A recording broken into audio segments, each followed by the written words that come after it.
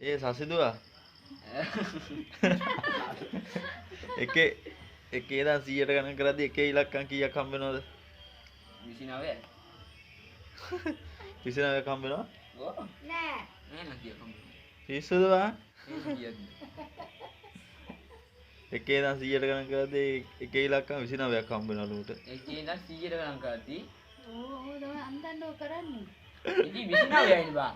29ක් කොහෙද බං? එකේ ඉඳන් 100ට ගණන් කරද්දී ඉතින් 29ක් හම්බ වෙනව නැත්තම් දෙකයි. පිස්සුද බං? කීයද? 29යි බං. නෑ නෑ. කියා? උඹ කියපන් මොකද? 31යිද? නෑ. 29යි. 29ක් කොහෙද බං? එහෙනම් කීයද? 29ක් නෙවෙයි. 30යිද? 30යි. 29 වෙලු උට.